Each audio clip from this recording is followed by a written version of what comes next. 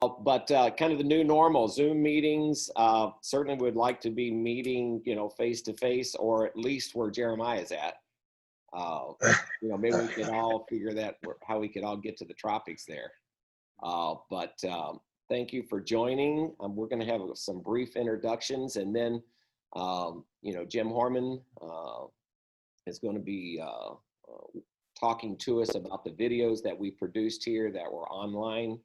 And then we're certainly going to open it up for questions. And Jim is a wealth of knowledge about cover crops. And like I said, he overwhelms me with all the information, especially when he goes underground and talks about the soil. So it's going to be, I think, a very, very interesting and informative meeting. So before we get started, I want to introduce a few people that are part of our group with the Farmer-Led Group. My name is Steve May. I was the former County Drain Commissioner in Lenawee for 18 and a half years, served here at the Drain Commission for 28 years. Currently the Executive Director of the River Raisin Watershed Council, and then October the 1st of this year will be 5 years.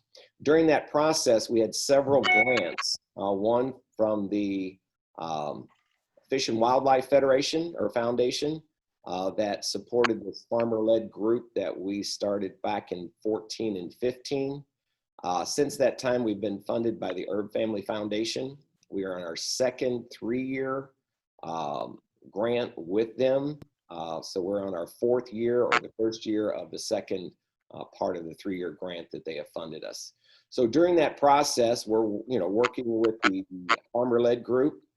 We split up our watershed, the River Raisin watershed, into 3 different regions, and we have, 4 different regions, and we have all 4 of our leadership from those regions here. And I'm going to introduce them quickly, then we're going to go back and then have them talk a little bit about their practices, where they farm, and exactly the number of acres and things like that. Also, Katie Smith, who is hosting this meeting for us, is our outreach coordinator with the River Raisin Watershed Council and with the Farmer-Led Group. So I will introduce our leadership first, and then I will introduce Jim, and he's going to go and talk to us a little bit about, if you had a chance to watch the 3 videos that dealt with soil compaction using cover crops for water quality, and then getting started with those cover crops. And he's going to get a brief overview of those, and then we're just going to open it up, and it's going to be more of a discussion, ask questions. If leadership can't answer them, Jim will. No pressure, Jim or James, to do that, but we'll get started. I'm going to introduce Jim Isley, who's from the southeast region of the watershed. Jim, can you give us a brief update of your farming practices and cover crops and anything you've used for conservation? Be glad to, Steve. Thank you very much. As Steve pointed out, I represent the southeast, south border of Lenawee County. We farm in Palmar Township, mostly Brady McComb, sandy loam soils. We practice no-till, strip-till combination of corn and soybeans, including cover crops on about 950 acres or so, a total of 1,300 acres. It's pretty easy for me to get excited about the strip-till, no-till combined with cover crops. After I watch in the spring after a hard wind, you see my neighbor's land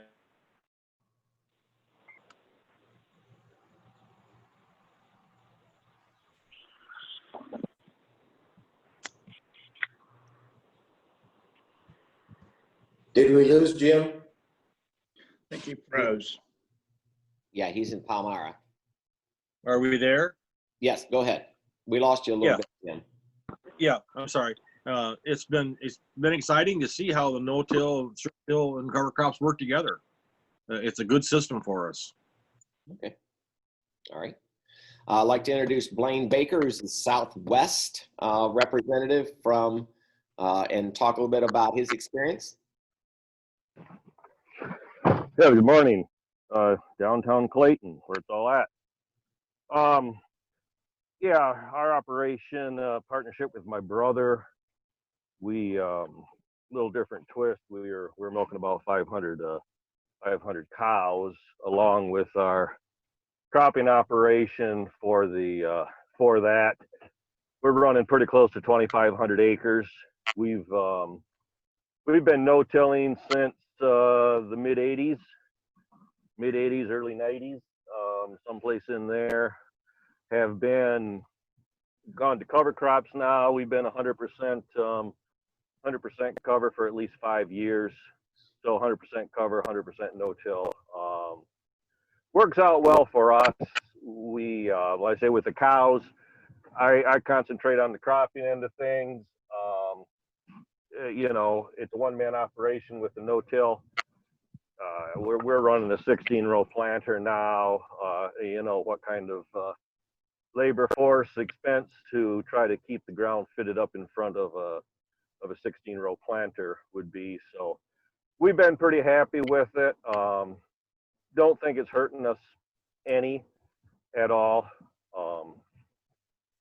That's kind of where we're at. Work with the conservation district. We've got a lot of you know, waterways, washcobs, filter strips, all those sorts of things installed on the properties and even on some rented ground. So that's kind of us in a nutshell. Okay, thanks, Blaine. Northeast region, Ed Scheffler, talk to us a little bit about your operations. Okay, so I'm a little bit different in that our operation is primarily a hay operation. We have about 150 acres, small square bale operation, primarily for horse farmers. Then with our rotation, we grow small grains, usually about 100 acres of wheat, and I also bale a lot of straw. We also raise about 80 acres of oats a year that go to a couple local cattle, beef cattle farms. And then I've got soybeans into our rotation, which kind of is what's gotten me interested in cover crops and no-till. One of the challenges that we've been working on is I farm with my father. He's kind of old school. It's been kind of tough to get him to buy into all this. So it's been a good challenge. We've come a long ways, and just kind of looking to learn here to push the process further along. I'm also the deputy drain commissioner in Lenawee, so I get involved a lot with the filter strips, waterways, other BMPs. So very interested in learning more about keeping the soil on your fields. All right, thanks, Ed.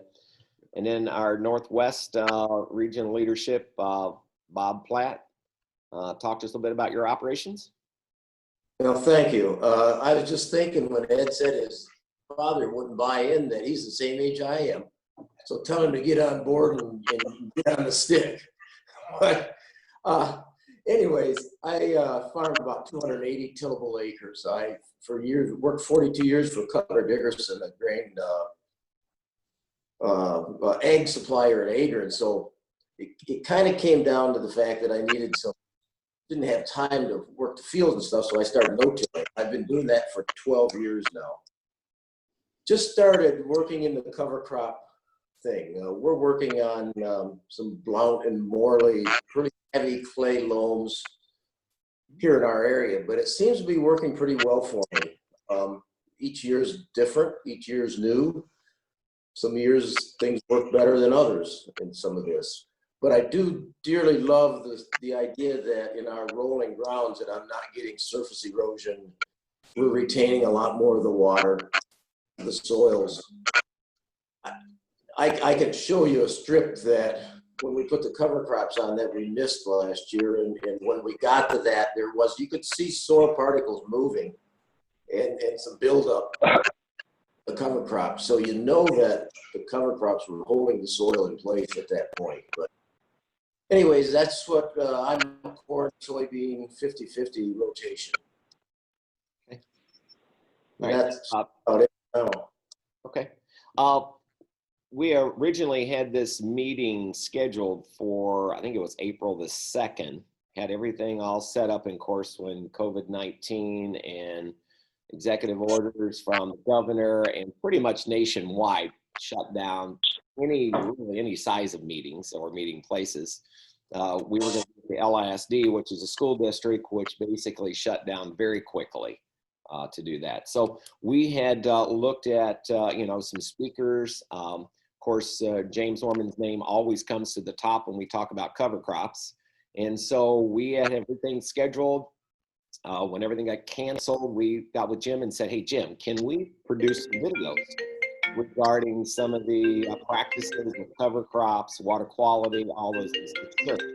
So we actually taped 3 of those, and they're out on our Facebook and our websites to do that. So I'm not sure how many had a chance to view those.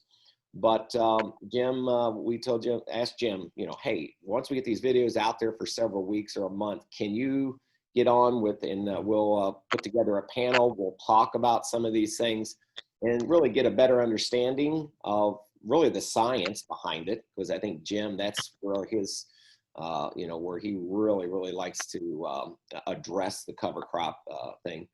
So I'm going to introduce him real quick. A lot of you know him. He's been to the Center of Excellence several times. I believe that Center of Excellence and I believe is still scheduled for August. And James, you're going to be virtual. There. Yeah, it'll be virtual. It's going to be virtual. Okay. So just a quick update so we don't steer everybody wrong. Okay. The plan right now is September 2nd, a twilight tour on site. There'll be more information coming out, but that was where we were at Monday with it.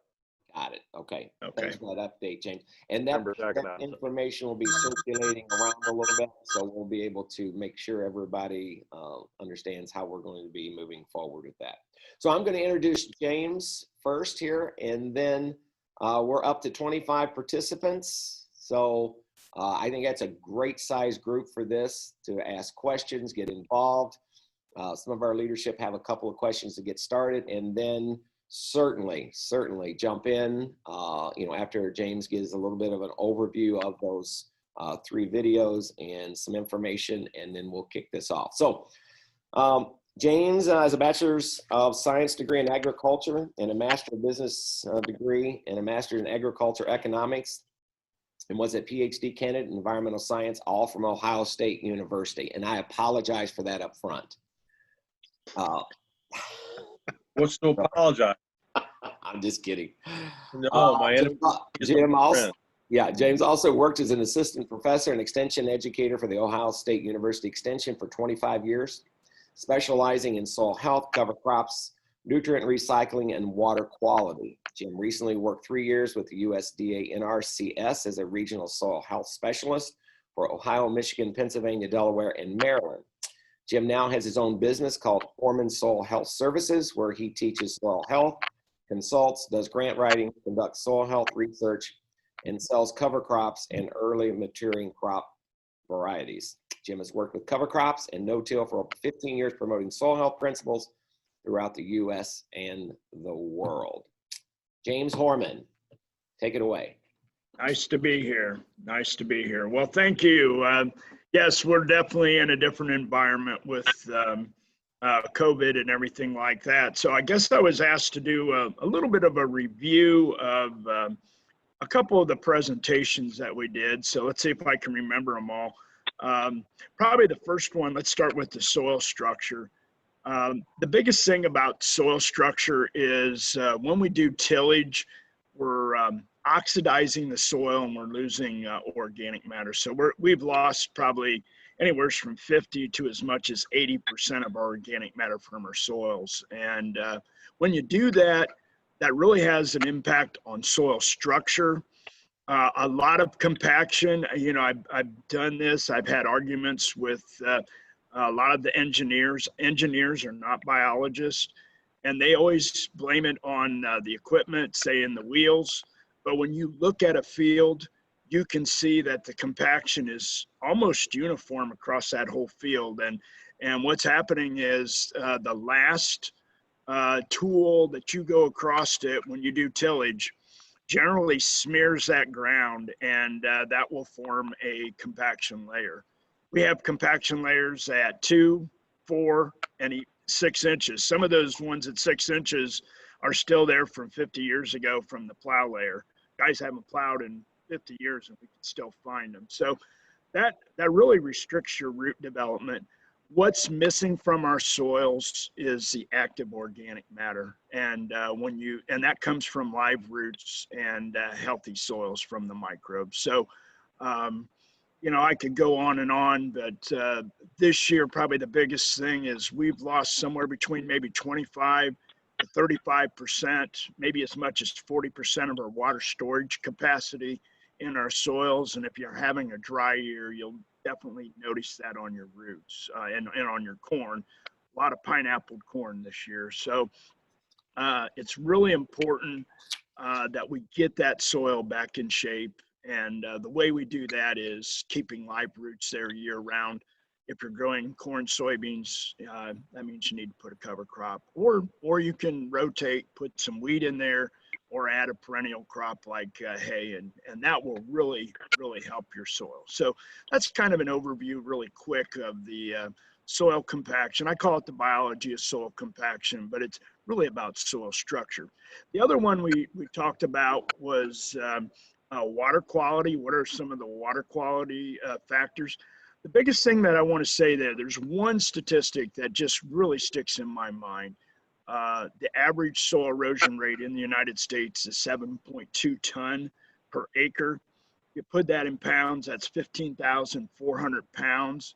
Our average soybean yield is about 50 bushel in the United States. So if you take 50 times 60, that's 3,000. And this is a really discouraging statistic, but on average, for every pound of soybean that we produce in the United States, we're losing 5 pounds of topsoil. So that's just not sustainable. And I think we've gotten away from our roots. If we would just concentrate on keeping the soil in place, we would solve a majority of our nutrient problems and our nutrient runoff and all that. And it's all about just keeping live plants out there. It's that simple. Mother Nature is really in charge. So again, once we get the cover crops in there, we have live roots. It's just amazing. Now, I'm going to make this analogy. How many people here remember Katrina? Okay, remember the hurricane that hit New Orleans? When was the worst day? Was it the first day that hurricane hit? No, actually it was a couple days later, or maybe even 2 or 3 weeks later. After every natural disaster, there's a period of recovery time. And unfortunately, we have a national disaster in the world, really. We've degraded our soils. And the problem with going to no-till and cover crops is there's this transition phase that can take 2, 3, 7, 9 years. Now, the more aggressive you are and the more resources you put towards it, and if you understand what's going on, you can make that transition fairly quickly, but don't expect everything to work right away. And so, again, with the water quality, it's all about keeping the soil in place, keeping the nutrients in place, and that would really help us with Lake Erie, Chesapeake Bay. It's interesting, in the Chesapeake Bay, they've had about a 40 to 60% improvement, depends on the year, but it's taken them about 10 to 15 years to make that change.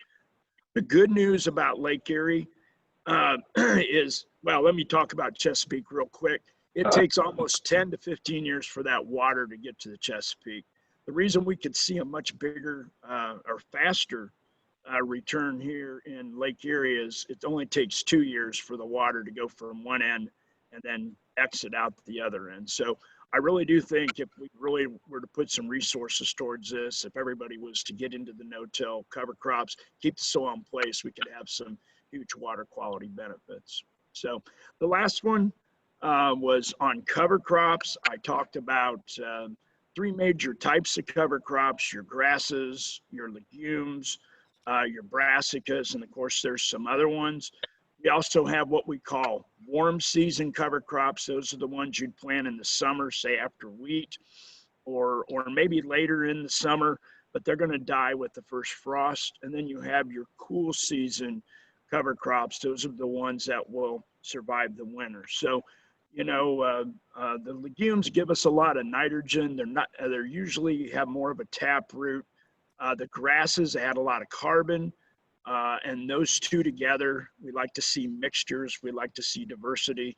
The brassicas are very good for improving soil structure and just kind of opening that soil up and then helping us with insects and diseases. So anytime we can get some diversity out there, we're going to find out that that soil is going to be a lot more healthy. So that's kind of in a nutshell, the three presentations. You know, there's a lot more detail in those, and we're actually in the process. I'm in the process of doing like an hour-long session just on the legumes, an hour on the grasses, and an hour on the brassicas. We're probably going to be offering those here in the future, a little bit more in depth on each one of those, because we really covered that cover crop one fairly quickly, but try to get as much in there as we could. So I guess with that, I'll turn it back to you and you can ask some questions. And I think one of the questions, of course, that always comes up, and I'm not a farmer, I own 1 acre, so I really don't have a lot of, other than I do have grass on my lawn. What are the economics with this, Jim? I mean, that's always probably the first question. Well, and I've got a whole PowerPoint presentation on that. So I've got about 24 PowerPoint presentations. So the economics, you know, let's start with soybeans. Soybeans were often used in cereal rye, is because it germinates at 32 degrees, and we can get that generally out just about any year. You can plant cereal rye any month of the year. Now it may not come up till spring, but what are we seeing on cereal rye? We're seeing 5 to 7 bushel yield increases if you do it right. Okay, now there's some things you can do to mess it up. If you let that cereal rye, especially this year in a dry, cold spring, if you let that grow too long, it can dry your soil out. But if you plant green into it, we're finding out that we can plant 5 to 10 days earlier. That's the biggest thing that I learned from Maryland. We really need to, when you start in no-till, about 50% of your decisions change. When you do no-till and cover crop, it can be as much as 75, maybe as much as 80% of your decisions have to change. It's a whole new education that you have to put yourself through. And what we're finding out is that, you know, we used to go in the soil and we would make a ball and say it's too wet. Well, now with the cover crops, what we're finding out, and this is what the Maryland farmers find out, is they can get across it. They have structural stability. And I always put out my cover crop challenge. And here's my cover crop challenge. See how many of your farmers, your neighbors, you can get stuck in the spring by planting green. Because you will find out, you really need to test this. It may seem like it's a little too wet, but if you can get across it and you gain 5 to 10 days, that all goes directly to yield. Okay, that's just more photosynthesis. If you can get the crop in without damaging your soil and get that plant to grow, that is yield. That's money. And we're finding out that we can get out there a lot earlier. Now, it may seem like it's a little wet. Lighten your load, take a little smaller tractor, do whatever you have to do, but don't stop experimenting with it, because, you know, everybody knows that if you get that crop planted, get it up, it just seems like those are, you know, almost every year the guys have gotten planted early, unless they get hit with the frost or something like that. But, you know, soybeans are really resilient. Corn, the growing point stays below the ground until it's V6. Got a lot of opportunities to get that crop planted. So I think we need to figure out a way to reevaluate that. And that's a real benefit if you can gain 5 to 7 bushel. On corn, that's a tough one, okay? And the reason it's tough on corn, and it takes maybe 2 to 3 years to make that transition, is because when you lose, let's say 3 to 4 percentage points on your organic matter. There's a lot of nitrogen involved with that. And until you get some of that nitrogen built back into that system, corn is a heavy user of nitrogen. And when it's a little cold in the spring, your corn is, the first 10 to 14 days is just absolutely critical.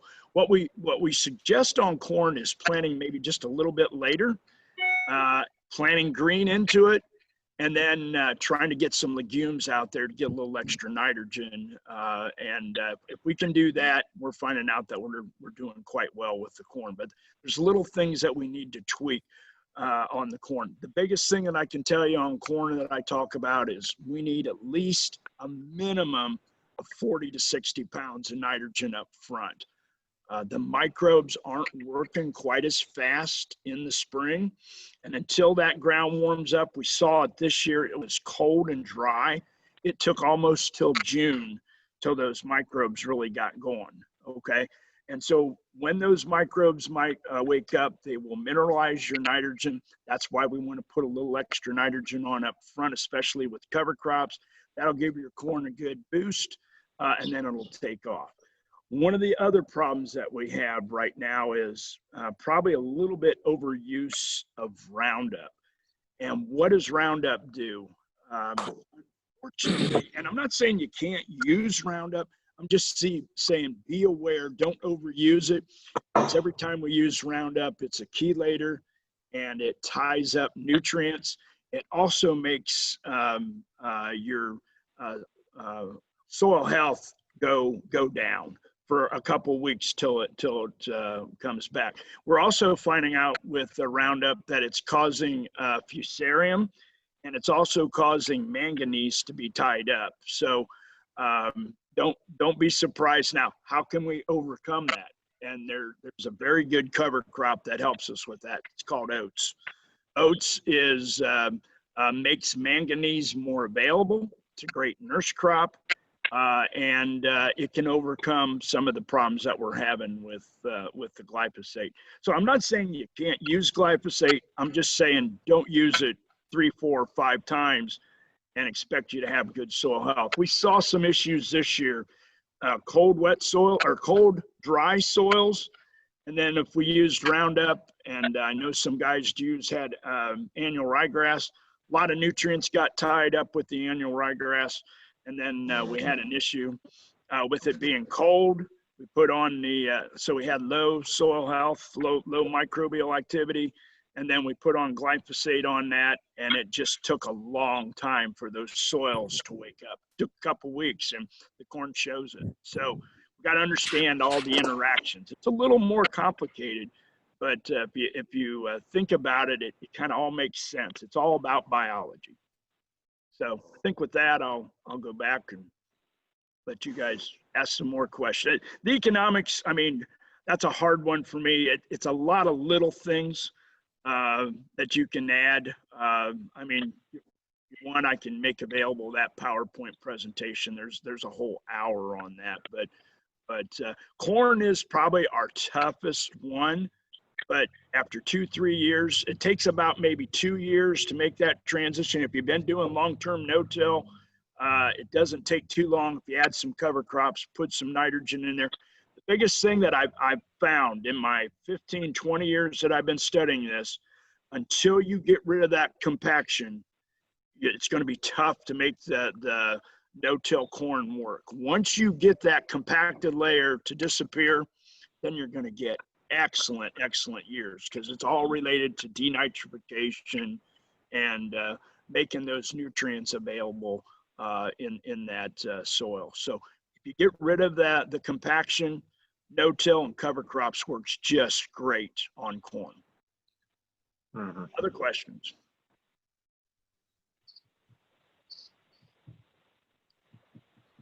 Okay, James. A question that I had asked of me 2 or 3 times this summer. Yellow corn. A couple guys early on with their cover crops. I know one guy particularly. I think he's just getting into no-till and cover first year. The other guy's pretty well established on the no-till end of things. Was it the weather situation? Yep. Where where they had the cover, the corn was stunted, you know, a little bit. Yep. Good stands, but didn't have the color, didn't have the early vigor and such that the It's called mineralization, and generally guys are using Roundup. Yeah, they're using the Roundup. I kind of addressed it somewhat, but when you're using Roundup, I really, and I know not everybody's going to want to do this, but guys that are using Gramaxone aren't seeing the same problem. And I know that's kind of a nasty chemical, but the Gramaxone does not give us a soil health. When you're dry and you're cold, the microbial levels are at a low level. So you don't want to do anything to hurt them. And a lot of nutrients were tied up. We're seeing a lot of sulfur deficiency.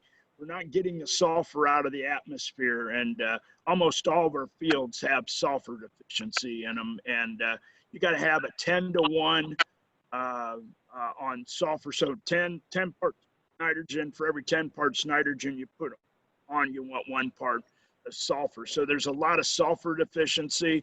The other big thing that I've seen this year, and you guys can go out, and you can probably still see it. It's a real easy to check. Just check your corn leaves. And if you see what I call railroad tracks on the outside edges of the leaves, it's parallel lines. That's boron deficiency. Okay, and we use boron to get the calcium in.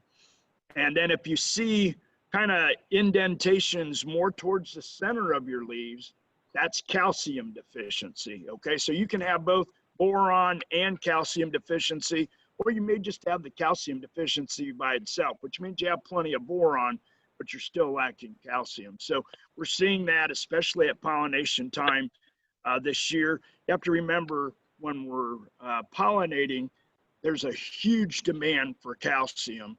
And there is a way to counteract that. It's too late now, but something to think about for next year is you can put on calcium sulfate, which is gypsum. Now, I recommend that you watch what kind of gypsum you get. If it's white, you're okay. But if you're getting this from the flues, you know, some of the energy, what do you want to call it? The smokestack flue that we're getting gypsum. If it's gray or if it's black, it can have contaminants in it and it just won't work as well. So if you're going to buy gypsum, we recommend buying what we call the wallboard grade gypsum. It's going to be pure white. And you can put that on at about 200 to 300 pounds. Now, when would you put that on? Really, some people will put it on in the fall, but calcium and sulfates will break down and then they get tied up. They always want to be married to something. The best time to put it on is really about 30 to 45 days before pollination in both corn and beans. And where guys are doing this, they're finding out that they're having less problem. What that does is that'll give you some sulfur, and it also gives you the calcium. So you're getting both, and you're not changing your pH. So, you know, if you got your pH where you want it, you know, if you have a pH problem, then you can put on lime, calcium carbonate, okay? So you got a couple things there. The other things that we saw this year is almost all the crops are showing manganese deficiency. And again, part of that goes back to the Roundup. The Roundup is causing manganese to be oxidized. We want the reduced form of manganese. And putting on, you know, you can foliar apply that. We do that on soybeans all the time. And it really helps the soybeans. It can also help your corn. So you might want to be looking for some of these mineral deficiencies that we're seeing in corn. The key thing with corn is that first 10 to 14 days is just absolutely critical. We've got to have that corn be really dark green and growing really well. And if it's growing well during that time period, that's where most of your yield is determined. And then if you can get, during pollination, get that calcium, make sure you got the sulfur available there, just keep it really healthy, then you can start to maximize your corn yields. I don't know that we'll ever get, you know, I shouldn't say maximize, you should optimize, maximize would be, we know that we can get 1,100 bushel corn. Now, nobody hardly ever gets that. I mean, we're lucky if we can get 3, even 400 bushel, or, yeah, up to 400 bushel corn is possible, but you really got to have the right weather conditions and everything's got to go right. But boy, if we can, really optimize some of the conditions there, you got a much better chance of making that corn produce. And I'll just throw in a couple other statistics that farmers may not be aware of. I talk in some of my other presentations. Our corn right now is only photosynthesizing about somewhere around 15 to 20% of the time. The most limiting element in our soil is what? It's carbon. We don't have enough carbon dioxide being regenerated out of that soil. And I might ask, I just asked this question, how much carbon do you need per day to get 200 bushel corn? You need about 100 pounds. And if that were to, I'll ask farmers, where does that come from? Most people think it comes from the atmosphere. And that's not totally incorrect. It does come from the atmosphere, but that's not where it originates. But where it just come from the atmosphere at 400 parts per million, you're not going to have enough carbon there to get that. Okay, so where does it come from? It's about 3,000 to 5,000, or I'm sorry, 3,000 to 10,000 parts per million carbon dioxide in the soil. Okay, if we were to just get it from the atmosphere and it didn't come from the soil, we would need an area 33 cubic acres of air, to get 100 pounds, okay? So what happens is it's coming from the soil, it's being mineralized by the microbes, and it's being released. And believe it or not, we use up almost all that carbon dioxide within about an hour or two in the morning.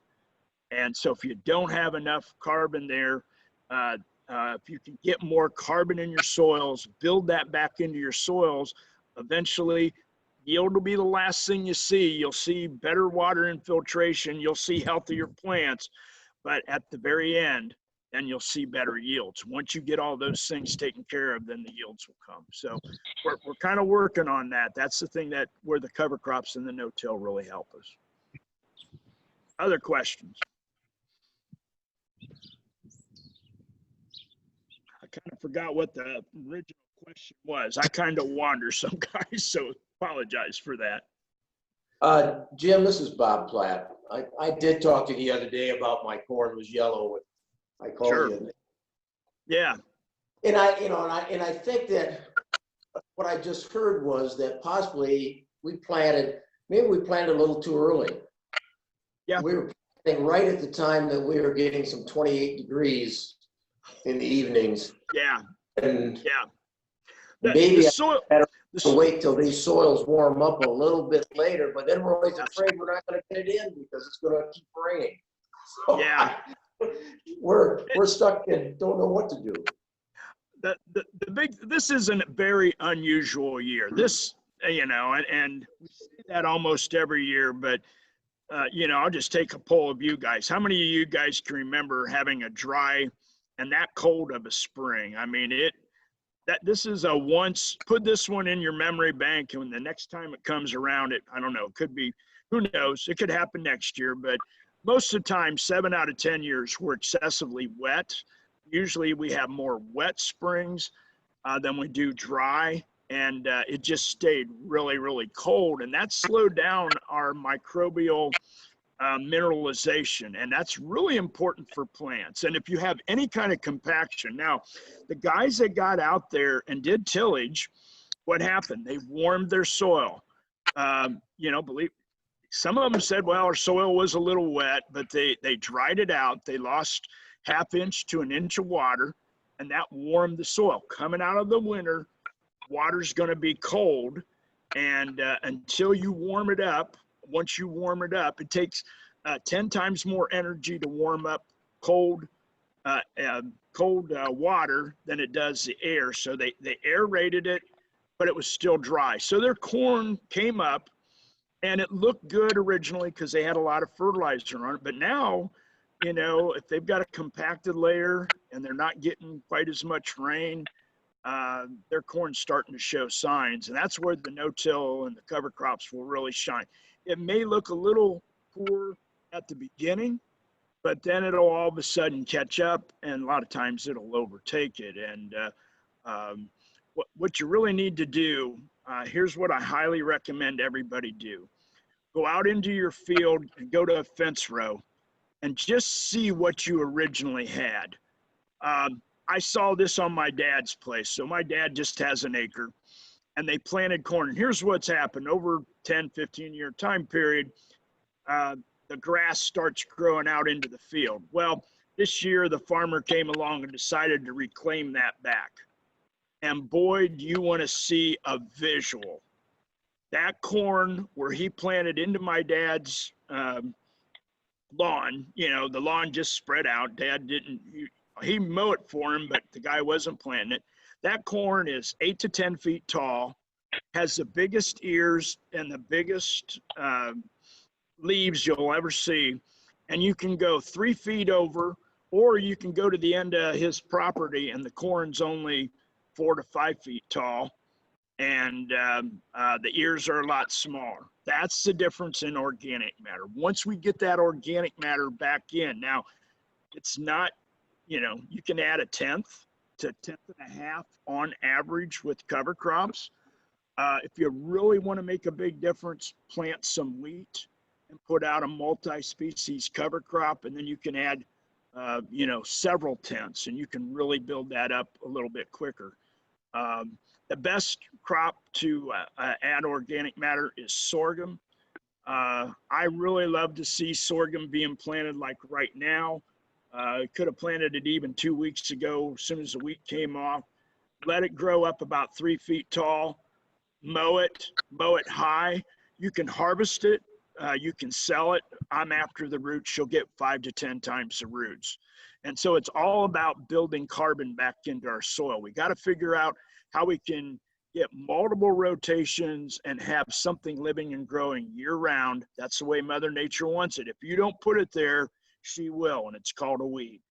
Okay, weeds love disturbed soils, and they're really meant to heal the soil. So if you have nothing else but weeds, just don't let them go to seed, you know. But I'm not saying that weeds make a good cover crop. There are a lot better cover crops out there. I would really highly recommend that you try to plant something that'll add more carbon. But they are the first crops that Mother Nature uses to heal the soil. So other questions about what's going on this year? This year was a very strange year, cold, dry, and then you add in some of the effects from the glyphosate if you're using glyphosate, and we're seeing a lot of sulfur deficiencies. I'm seeing a lot of calcium, boron, and manganese deficiencies. So if you can get those nutrients on and get them in the right, you'll see. I put a little bit of manganese sulfate on my tomato plants. And oh my gosh, they just turn so dark green and just growing to beat the band. So if a nutrient is limiting, you're going to have a hard time maximizing photosynthesis. So that's what we really need to work on. James, Jim Isley here. Yeah. What would be the proper timing for foliar manganese application? When you see it,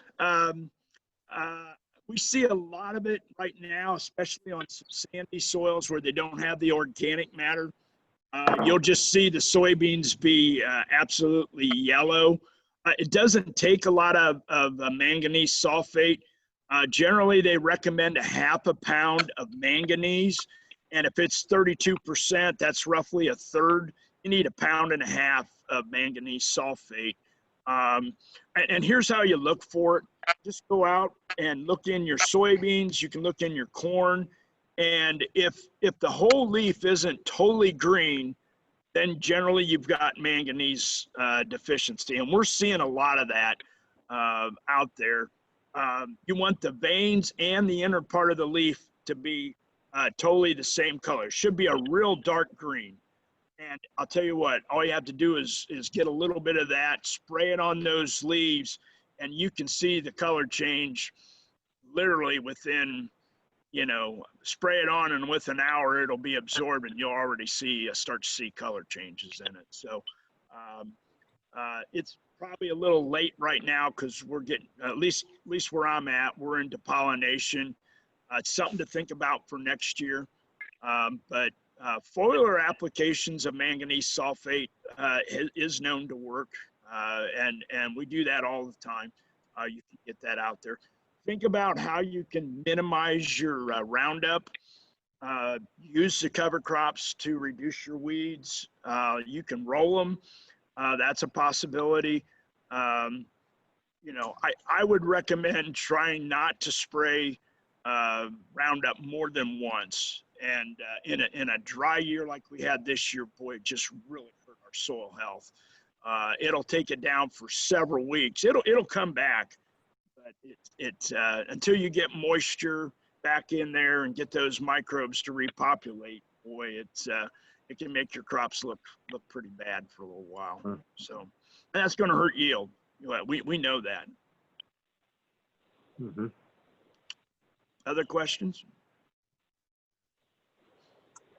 Jim, I wonder, James, if you can talk a little bit about the challenges of establishing cover crops after harvest. Are you interseeding? Are you planting afterwards?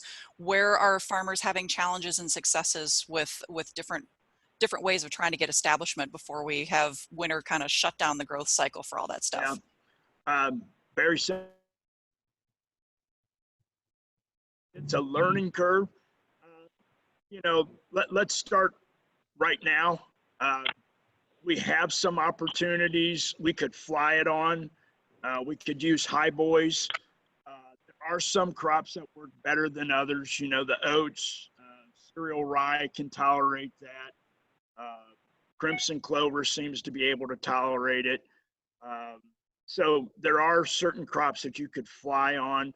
Generally, a good time to put it on, you know, after probably the 1st of August. It really helps if you got a little sunlight down there to get them started. Sometimes what we'll see, you got to watch your herbicides. So you've really got to plan this with your herbicides in mind, because if you have any carryover on the herbicides, they might get established and then die out. So you really got to watch, got to put a whole program together.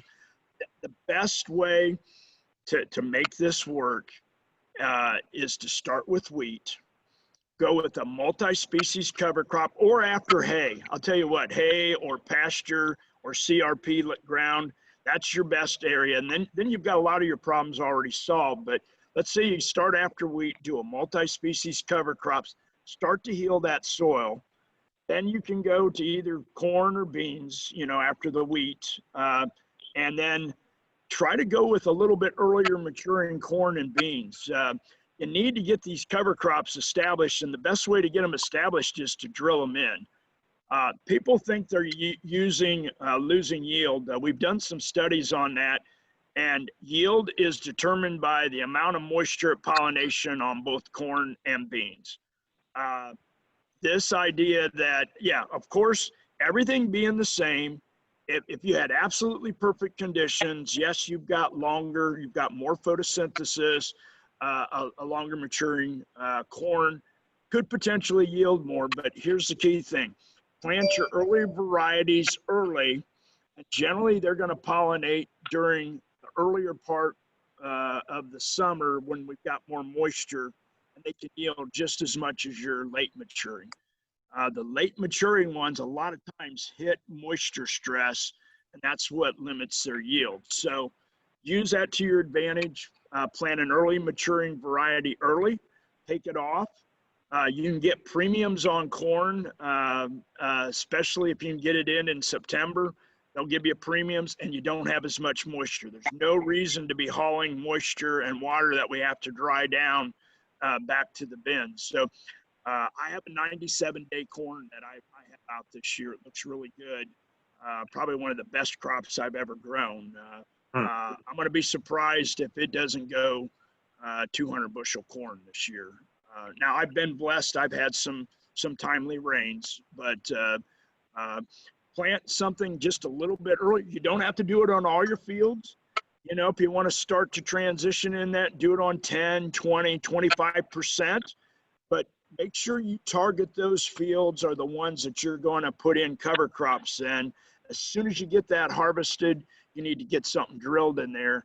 And then that will give you more time to add carbon, and go with multi-species as much as you can. And if you can plant it a little bit earlier, that will allow you to get more crop growth and more roots. It's all about root turnover. That's really what soil health, root turnover, and promoting the microbes.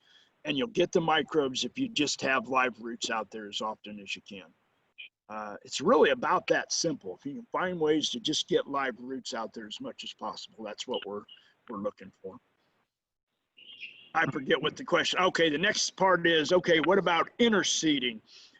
And how late can you go? Well, cereal rye you can plant just about any time, but most of our cover crops we probably need to get planted August or September to have the best chance on that, unless you have a really good year. You know, really warm year, but you know, you're taking chances. So then what about interseeding?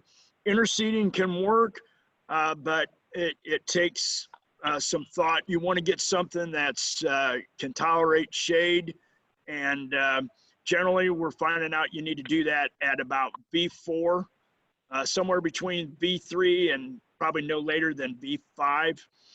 Get out there on that corn, and but you got to really watch your herbicide program.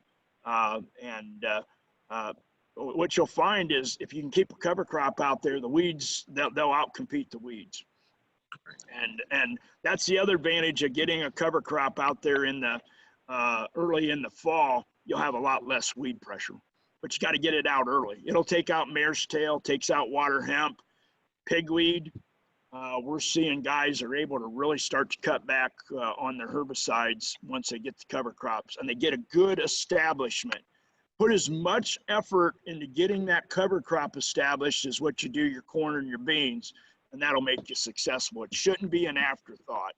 You really need to think about ways. And I'll even go so far to say is if you have to, the best thing you could put on would be manure, but if you have to on some of the grasses, put on just a little bit, 25 pounds of nitrogen on it, just to give it a good growth and to get really good establishment. Really goes a long ways. And you'll get that nitrogen back. It's kind of like putting money in the bank. It'll build your organic matter.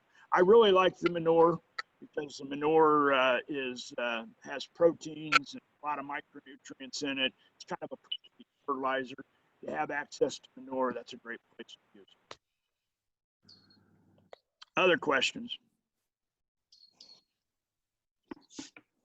So how, this is Ed Scheffler. I was wondering, how can cover crops be built into a conventional tillage situation, or is it even worth trying to do that? Conventional tillage, here's your problem with conventional tillage. You're always creating a hard pan. I was on a farm just a week ago, and the guy had been using, quote, no-till, okay, see my fingers, no-till, for 8 years and using a cover crop. And then I got to finding out, I went and looked at his equipment, and good thing I did, because I found hard pans at 2 inches, 4 inches, and 6 inches. And I said, are you getting a good cover crop establishment? He says, well, we've had fairly decent. Then I went and looked at his equipment, and he was actually using a vertical till tool, and he had another tool on the front of his planter. He said, well, I just thought I needed to incorporate my fertilizer. And every time you do that and you put a tool out front there, it's real easy to see if you have compaction. And guys need to get their shovels out and just dig. And if you can find vertical layers in there where the ground just, see if I can do this, just separates, okay? You can see a vertical layer, then go back and look at your equipment. Every time you look at that, you can figure out that that's how deep I went. And he had vertical layers all throughout that field. and you're taking, let's say you're taking 2 steps forward with the cover crops, but with the tillage tools, you're taking anywhere from 1.5 to 2.25 to 2.5 steps back. It just depends on the year. If it's wet, especially when you go out there and when you plant, or if you do any of that tillage, you can actually go backwards rather than go forwards. Or you might be able to just keep up, but you're really not making any improvement. So it's a very, very slow process when you're trying to do conventional. Minimize your tillage as much as possible. And when I say minimize, I really mean try to eliminate as much as possible. Even vertical tillage at 2 inches, we're seeing hard pans now at 2 inches, 4 inches. It's hard when you've got a hard pan there for those roots to get through that, and it's going to slow you down. So I don't know how to make that work. The best way, here's the best way. I think we already alluded to this earlier. Go to a strip till system. Okay, on a strip till system, you're going to keep you only got a small zone that you're going to till in, and then the rest of the soil can start to heal itself. And that may be the best way. That may be the best compromise that I can suggest to you, is go to strip till. And I'm okay with that as kind of what I call a baby step. I think eventually you'll find out that once you get the rest of your soil healed up, that you can then convert to a full no-till system. But that might be a good baby step, is the strip till. Does that make sense? Yeah, thank you. Yeah.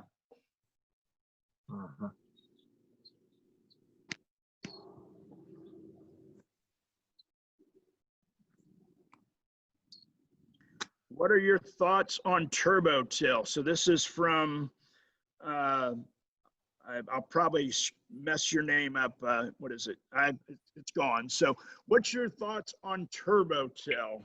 Well, Turbotail, my thoughts are the same as on any type of tillage, whatever depth you go down at.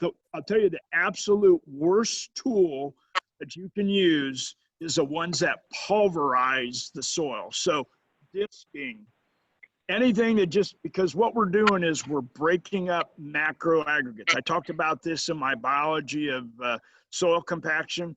Those micro aggregates set up like a brick wall. And what we're trying to build with our roots are what we call macro aggregates. So macro aggregates are like, they're just like the PEDs in the soil. That's the active organic matter. It's the microbial poop. It's the root exudates. It's everything that's going on in that soil to kind of cement these soil together. So the best way to see what a macro aggregate is everybody should do this. Just go to a fence row or the edge of the woods, someplace where you have virgin soil, and just dig in that soil and see how that soil crumbles. Those are macro aggregates. Then move over and go on, say, the end row of the field and just dig in that soil. And when you dig in that, you're going to find that the soil is almost like a brick. Each of those are very small particles that are glued together. I mean, I shouldn't say glued together. They're cemented together, okay? So what happens is soil has clay particles have a negative charge. When we take calcium, magnesium, potassium, those have a positive charge. And when you wet the soil, then you dry it out, it all gets cemented together. It's just like cement, okay? So what you want to do is you got to get live roots in there, break that up. Once you get that broken up and turn those into macro aggregates, the soil should crumble and you'll be able to hold more water, you'll have more pore space, and you'll have better nutrient cycling because you're going to have a very, very healthy soil system. That's what we're trying to get. It can take a couple years. I've had this question asked to me multiple times. In a dry year, can I use a vertical till tool? I'm getting some feedback here, but maybe that went away. Okay, sounds good. The answer is, if it's absolute, I'm getting feedback, so I don't know somebody might want to do that. I can hear myself talking, but I'll try to move through it. Maybe you guys can't hear it. Go ahead. In an absolutely dry year, you might be able to get away with the vertical till tool, but it's going to take a lot of power. The benefit of the cover crops is it may take 1 to 2 to 3 years for you to break up that soil compaction, but it'll be long term because you'll have the carbon there. Thank you. That went away. Whatever you did, it helped. Other questions?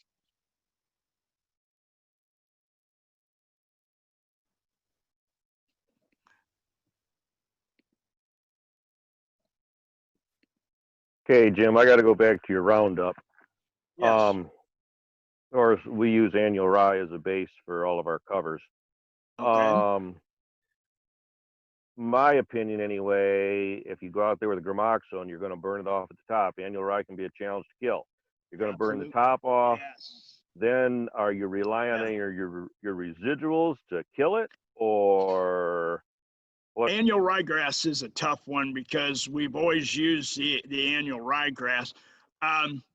Here's what I would recommend.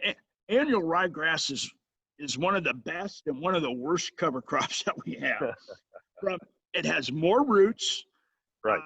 It really loosens your soil, but it's probably one of the hardest ones to manage. It can be a bear. Here's something that you might try. I don't have research, but we are finding that winter oats is just really doing fairly well. The last year especially, we had great winter oats. Now, what's the advantages, disadvantage of winter oats?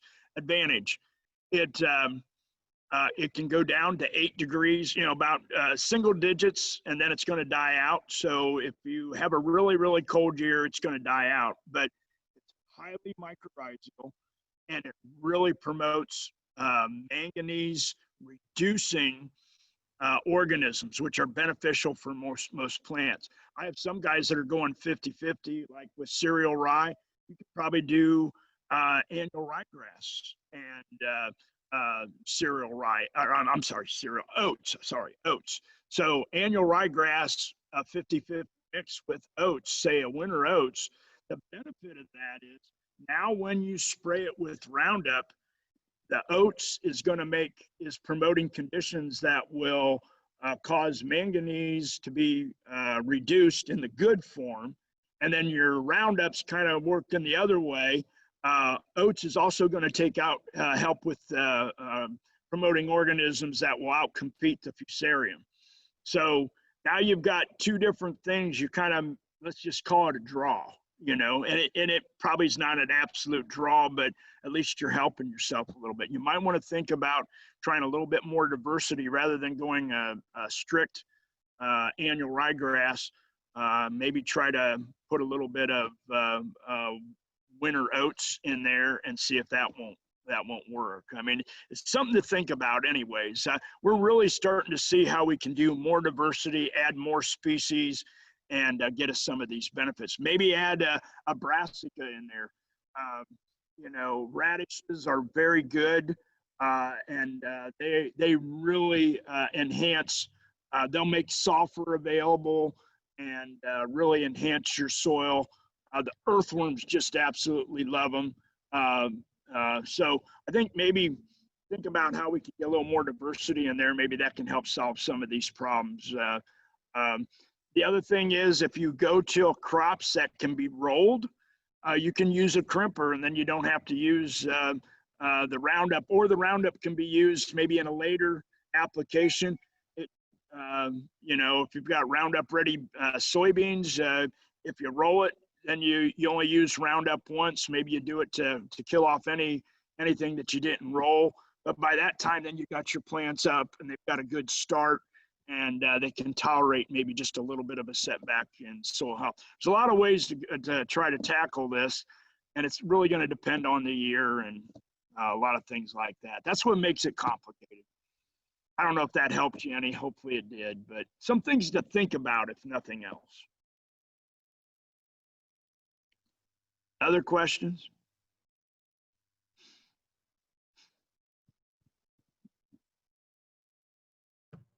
So I think Since we had some feedback, if you have a question, you'll have to unmute yourself, which is in the bottom left corner, or you can type in your question in the chat. And I'm able to see your questions, at least as they come up. So that works fine too if you don't want to talk. There, Okay. I unmuted myself. Go ahead, Blaine. Oh, well, I'm more of a comment. Well, I guess a bit of a question. In watching one of the videos, Jim, Sure. this was a study out of Coshocton. Yes. If I remember, the no-till field in 40 years had Yes. 7 inches of runoff. The conventional till had 1,500. Yes. I can imagine there is a difference, but are you sure you didn't have an extra 0 in there? that just seems about impossible to believe. I know. That big. Those were now the picture that I had on there did not correlate with that study. That was not taken at that site. So that might have, but that's what the numbers they looked at. And the reason they had 7 inches in the first couple of years is you got to realize that most of our soils have the capability originally to take in 6 to 8 inches of rain. When you get a soil restored, we're talking about, this is surface runoff, okay? So let me just make sure we understand we're all on the same page here. We're talking surface runoff. We're not talking tile runoff, we're talking surface runoff.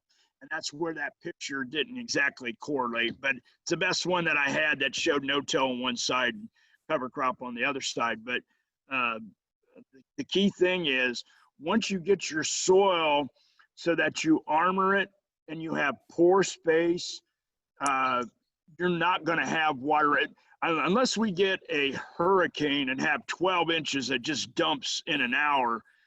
You shouldn't have runoff on these fields. And yet it's interesting. I can go through here in Ohio. I'll just pick on Ohio.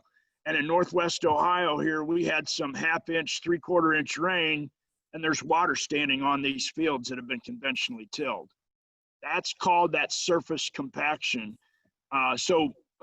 You know, I should probably, I'm glad you asked the question, go into a little bit more detail. We're talking surface runoff. You should be able to absorb any of the water that comes down in a reasonable year. Now, if we get a 12-inch rain, you know, that's a totally different. That is once in 500 years that we get that, maybe once in 1,000 years. But you should be able to absorb the water that comes in. I'm not going to say you're going to hold on to it all. Some of that's going to go through your tile, but it'll slowly get down to your tile, and it'll take maybe several days for that water to leave rather than leaving immediately like it does in the conventional system. The reason we have water quality problems in our conventional system, it's running off the surface 30%, or it's going right down a crack without being treated, and it's taking all that nutrient-enriched water and soil with it. A lot of our soil erosion is coming from our tile now. The suspended solids, and it's going out our tile. That's why that water is so dirty, and that's why our ditches are so dirty when you look at it. And that's not natural. If you look at a long-term no-till field with cover crops, the water that comes out is generally pretty clear, and that's the goal. And that will really help us with water quality. Does that make sense? A little bit better, maybe a little bit better understanding of what I was trying to say. No, that makes sense. I mean, just the situation we had, we got a land roller. We roll some of these bean fields to try to keep them smooth and such. You know, being no-till, I think that's kind of a good tool to have under the right conditions. And we got 1.25 inches, and I said, man, it's a great day to go roll. We finally got some rain, so I can roll. I was actually out rolling those fields during some of that rain, driving by the neighbors' fields that's got water standing in them to go to our no-till field so I could roll and, you know, never cut a track. So, I mean, I agree with what you're saying. Right. Yeah, sometimes we take a little few shortcuts. You don't get all the nuances of what the research is actually saying because we're limited on time. I apologize for that. It's hard to give all the details. No, that's understandable. Yep. I have a question, if you don't mind here, James. Sure. My name's David from western Washtenaw County here, just west of Ann Arbor. I have a hay operation with fields that are, 15 to 20 years been in hay, which is like 90% grass and some alfalfa and clover. I've never heard anybody talk about this, but soil aerators with compaction. And is there a benefit to that, or is it a waste of time, or what? Because I'm not tilling my fields ever. Are my fields completely compacted, and should I be running some kind of a spike aerator or a core aerator, or what's your take on that? On a long-term hay field, especially if you've got grass and you've got a lot of fine roots, I mean, you could always just go out there. Now here's the thing: if you're going down the same tracks, and sometimes we get into, I don't know if you're GPSed on your haymaking or not, but it's possible that you might have a zone in some areas where, especially probably right where you exit the field, you're going to have a lot of weight going there. So that's not a good place to really study this, because really you want to go out in the rest of the field. But my thought off the top of my head, now you could investigate it, just go out there and dig a few holes and see if you got any compaction. But my guess is those live roots, especially if you've got fine roots, they're going to do a really good job. Macro aggregates are meant to break down. They'll break down, reform, and unless you're seeing standing water in an area, I really don't see the benefit to that. I don't think that's really necessary. But I will tell you this: why do they do it on lawns? I'm asking the question. I know the answer. Why are they doing it on lawns? And this is something you could apply. Okay. The reason they have to aerate lawns is because their soil's compaction. Well, how's that possible? We got grass out there.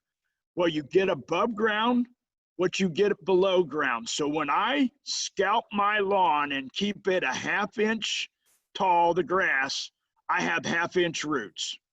And then I have a compacted layer below that. If you want your field to heal itself, you can do it very easily. Let it grow out a little bit more. And I know if you're on a 30-day cutting or 40-day cutting schedule, that may not work out, but at least once during the year, maybe towards the end of the year or one of the cuttings, let it grow out and let those roots grow down. That'll get rid of any compaction that you have there. That you're going to get above ground. Whatever you have above ground is what you'll get below ground, generally in roots. That's a general statement. Okay? Yeah. Okay. Does that make sense? Yes. And then my second question I had was foliar feeding. I've been using an ortho product, and I wondered, I've heard your talks before where you talk about synthetics and destroying, the underground structures. And what do foliar feedings do to underground structures? Do they have any impact on that, the microbe, that business? One of the things that I'm gonna talk a little bit about nutrient cycling here, just a little bit, and what's going on. So we've all been taught about the law of the minimum, right? So we always remember the stave, the water barrel with the staves, and second here, I gotta. Oh, come on. All right, I'm getting a bunch of notes here. Okay, there we go. All right, so here's our problem: is we've all been taught the law of the minimum, and whatever stave is the lowest. But one of the things we're now finding out is that maybe the law of the maximum takes over. When you overapply a nutrient, so think of that barrel again. Let's say I put on too much nitrogen.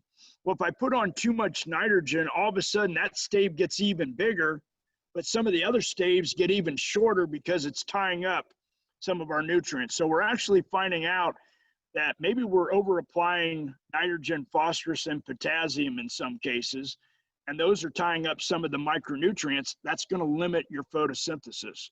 So maybe we cut back on maybe some of those micronutrients. We don't need very much of them, but if we can apply those, if we can improve photosynthesis, what's going to happen to the soil? We're going to get a lot more roots, more root exudates. We're going to really improve microbial recycling of nutrients, and all of a sudden then that should translate eventually into yield.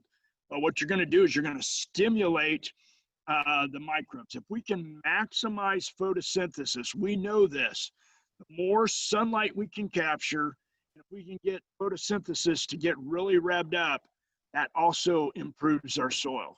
And it's going to make our microbes a lot happier, and you're going to have higher levels of all kinds of organisms, as long as you're not putting on insecticides and too much fungicides and neonicotinoids and things like that that are going to ruin that. So you start to find out that maybe the best way to improve photosynthesis is by getting some of those nutrients that are limiting, and maybe not overdoing some.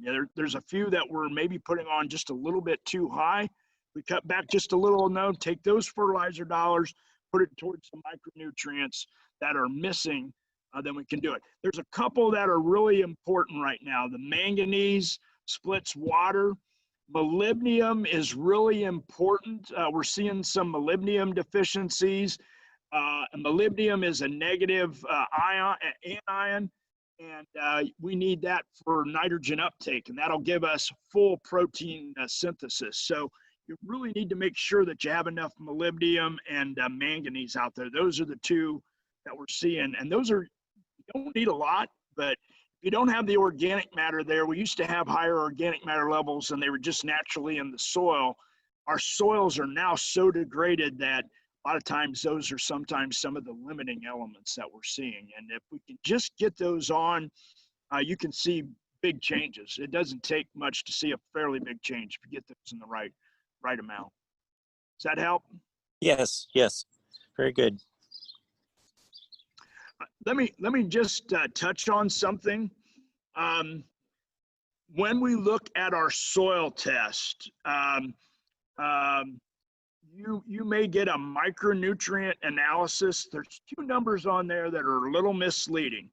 And I see this all the time. I've looked at it on my field. One of the things that I'm seeing is that sulfur is becoming more and more deficient, that we're just not getting it out of the atmosphere like we used to. So I highly recommend putting it on at planting, putting it on with, the gypsum. You don't need a lot. 200 to 300 pounds is all you need if you put it on at the right time. If you overdo it in the fall, don't expect it. It's still there, but it's maybe tied up in the wrong form. So you can get that on at the right time. We've got a lot of different sulfate numbers that we can use, but the numbers that are misleading are generally manganese and iron. And I've seen this on soil tests where iron will be really, really high in the soil, and it looks like you got a lot of manganese. Something you need to understand, our soil tests are getting the oxidized form of manganese and the oxidized form of iron. That actually, if you have high levels, it indicates you have a problem. What you want to do is, if you apply the reduced form of manganese and a reduced form of iron, and you foliar apply that to the plants, you'll actually see when you do tissue testing, same thing happens in tissue testing, you'll see the iron level go down and the manganese level go down, and eventually you may even see it in the soil. It'll go down, but actually your plants will be healthier. It's one of those oxymorons that we need to address. It'd be nice if we had a test that would test for the right form. It's a little bit, here's what it's like, guys. It's like being out in the middle of the ocean, water everywhere, none fit to drink, okay? And so when you get that water in the right form, then you can hydrate yourself. But if not, it'll drive you crazy, okay? And that's part of what's happening. The plant is absorbing it. They're absorbing it in the wrong form, and it's not doing them any good, okay? We've got to get the manganese and the iron in the right form. That will help us to maximize photosynthesis. And we're seeing where guys are getting this on and doing it, it's really helping. The yields are coming up. It should. Now, yields are always the last thing, but once you get your soil health and get everything working, you'll see that you'll have healthier plants, you'll have less disease problems, you'll have less insect problems.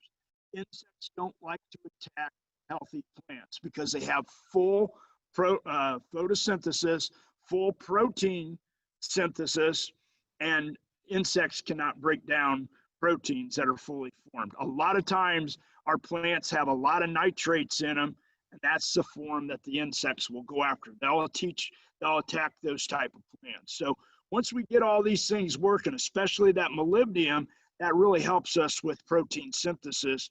You'll have a lot better corn, okay? Now, somebody gave me a question, and I'm sorry I was answering the other one, so you may have to retype that question back in. I'm sorry, I didn't see it. Jim, that was just, I sent a link out to everyone with your website on it and your email, and then also the link to the Farmer-Led Group website. And Katie, this is directly for you. If I have a weekly news article that I put out, I have them all on my websites, but that's a lot to absorb at one time.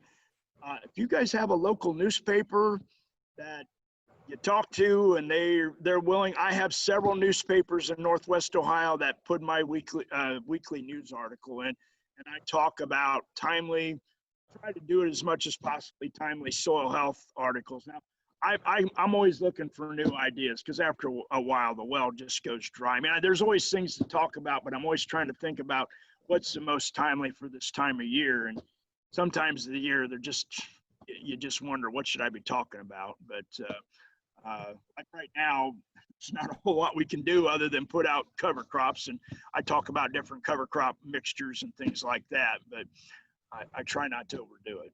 But if you got a couple newspapers you want me to send it to so you guys can all read them for free, or you can go to my website. They're there. Just look for it. I'm trying to revise it a little bit, so hopefully it'll be a little easier to get to, but should be on the current page. Well, we are exactly at 1.5 hours is what I've got. We'll certainly stay on as long as we need to. If there's other questions, other comments. So we can either wrap it up here in the next 5 minutes, or we can keep going for another half hour. So any more questions? Tracy, Yeah, Jim Icely here. Oh, I'm sorry. I have several of my neighbors, producers, that haven't been practicing cover crops. What recommendation would you have for them to how to start? Are they corn, soybean, or do they have wheat in the rotation? No, well, some of both. Corn, Okay. soybean, some have wheat. Okay, and probably no hay at all? Correct. Okay, so let's start with the easy one. If they've got wheat, multi-species cover crop, I'll tell you what, I'm gonna give you a little clue on a way to make money off of cover crops. If you can graze them or harvest them and do it, one of the this is a story that from last year, okay? And I realize straw is in short supply, okay? If you really want to add a lot of carbon to your soil, now this goes against my diversity a little bit, but it's a way to make some money and it's a way to fix a problem.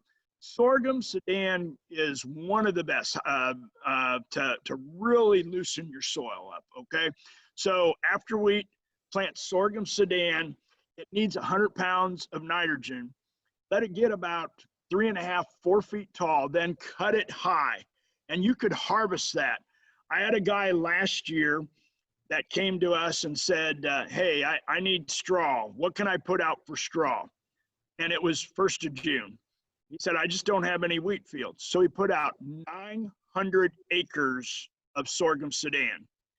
He harvested anywhere from 8 to 9 ton, and he got $400 a ton for that sorghum Sudan. It makes great. Now he was using it on the pipelines. If you can get a contract with the highway department, they're looking for it. Here's the key thing though, he had to put it in small bales. And he was harvesting, he started the 1st of September and he harvested it till Thanksgiving, 25 semi-loads a day for the pipeline. Now, I'm not saying that everybody's going to be able to do that, but if you can find a way to harvest sorghum sudan, you can add almost 0.5% organic matter to your soils very, very quickly. And it's a great way. The other way would be to do a 10-way mix, a lot of different, put some legumes, some grasses, some brassicas, some summer annuals, some winter annuals. That will really jumpstart your system. In a corn soybean rotation, it's a lot more difficult. You're going to have to get an early maturing soybean variety so that you can get something out there where you can put in several species, and then maybe go to a little bit earlier maturing corn, just so you can add a little bit more diversity in there. And it's going to be a slower process.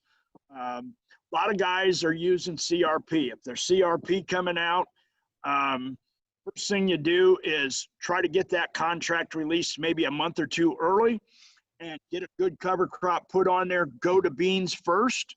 After the beans, go with an early maturing bean, and you might do beans 2 years in a row just because you want to get that carbon, you want to get a little nitrogen out there. Put some legumes in there, and then about the second or third year, you can go to corn.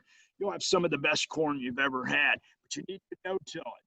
Other guys will till that up, and within 4 or 5 years, they're right back. That CRP with some of the worst ground, you can destroy it in 4 to 5 years if you till it back up again. So what you want to do is preserve what you have. Find a way to get more roots out there. It's tough in a corn soybean market. I understand. That's the slowest and it's the hardest one. Try to add anything else. If you can put barley or plant some oats or anything you can do to stretch out that rotation, that will help you improve your soil health. Thank you. Okay. It's not easy or everybody'd be doing it. That's the problem.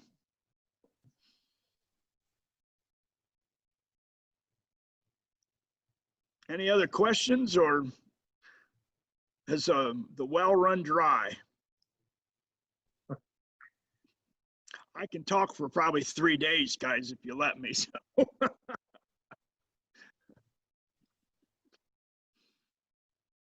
Any other questions?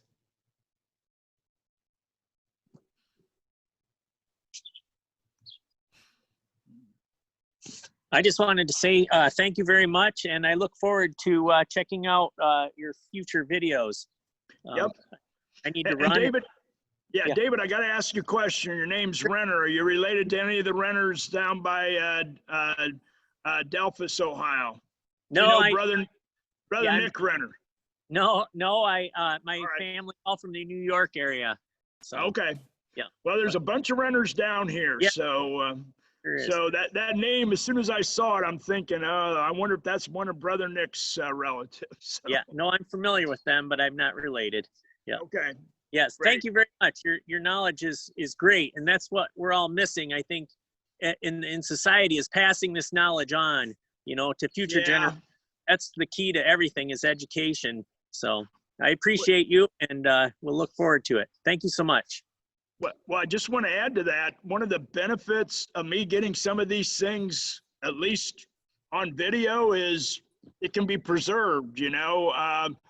I've been thinking about writing a book, but that's a long process. And I really think if we can get a whole series of these videos, that's a lot easier to do. And that saves some of the knowledge. And hopefully we can pass it on, because we got to find I don't want to say shortcuts, but we don't want to keep making the same mistakes over and over again. That's really the key to making this successful.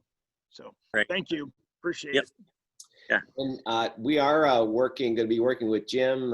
We've talked about it, at least about producing some more videos and then being able to offer those out on our Facebook websites on I think you said you had 24 different presentations, Jim? I'm working on, I don't have them up, but I've got, you guys started the ball rolling. We've got 2 or 3 Some of them, like the cover crop ones, I'll probably go into more in depth on just legumes, just grasses, just the brassicas. But yeah, I've got a list of about 24 different presentations that I'm going to try to work to get up. And we may do these like in series. Generally, they build on each other. So nutrient cycling is one of the more important ones, along with the compaction. And then the economics, that would be next. And then we'll do like maybe 8 in the first series. And then the next year, we'll get into more advanced topics. And then the third year, even more advanced. You know, the third go around would be even more advanced topics. And they all kind of build on each other a little bit. So it's pretty important that you look at them all, I guess, or at least understand. If we're referring, we're going to assume that you know something as we get into the more advanced ones that you've seen the other ones. Right. Okay. Yep.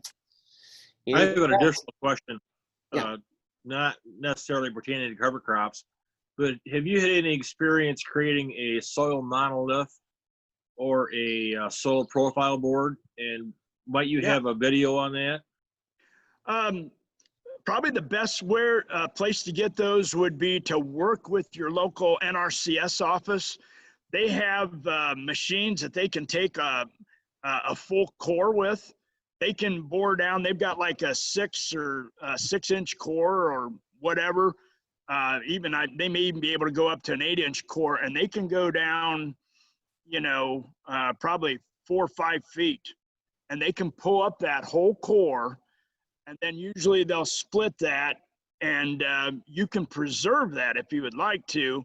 And what's interesting is to start where you're at now, and in some places they've done this, and then go out 5 or 10 years and then pull another core and just see the difference in the changes in that soil structure over time. I mean, it is from a farming standpoint, it's always nice. Did I improve my farm?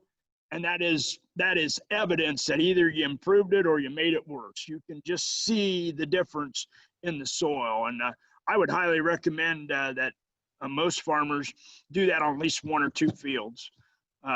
Just talk with NRCS. I don't know what it costs. Have no idea. But NRCS is a place. They have the equipment, and they do this regularly. They have soil scientists that know how to do that. All right. Thank you. Yep.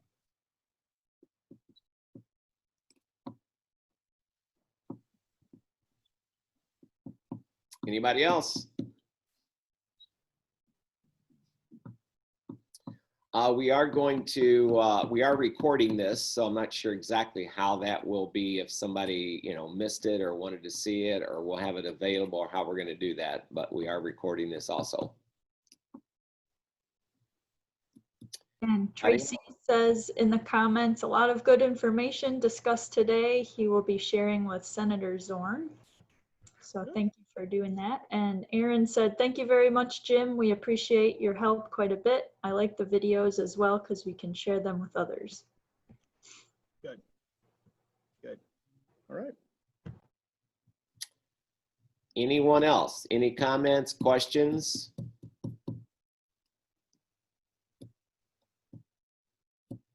Just a quick comment. As far as being a committee member, I was pretty pleased with the number of people. I thought that under the circumstances that we're trying to live in now, that this worked out better than what I anticipated. We did have 26 was our high, and we're at 20, I think 20 right now. So, okay. Good. Well, thanks, Jim and others for putting this together. I thought this was really good, and appreciate it. I have to head off to another meeting, but just want to say thanks. Great. I think I'd stay right where you are. That looks pretty nice there in the background. That's the plan. All right. Take care, everybody. Okay. Thanks, Jeremiah. All right. Anything else? So we're going to end this meeting. I'll stop the recording. And like I said, James, thank you very much for sharing with us today. It's always a privilege to hear even the stuff that I've heard 3 other times. It's always fascinating to me to hear you go through the process with that. Well, so. I'm adding new stuff all the time. There you So I've had a little more time to research some things with COVID, but I'm adding more stuff. I don't know. I may be up to 30 presentations here before too long. So, Nice, nice. all right. Thank you. All right. Thank you. And after this, Thank you, Jim. you know, if there's any comments or things that we could do better, I agree with Blaine 100%. With everybody's Wi-Fi being, you know, high quality, this went off very well. And I think looking forward to doing it again sometime. I'd just like to say thank everybody for joining in. Absolutely. Okay, Guys. everybody be great. Good to see everybody. Yep, work safe. We'll stay in touch. Thank you. Take care. Bye.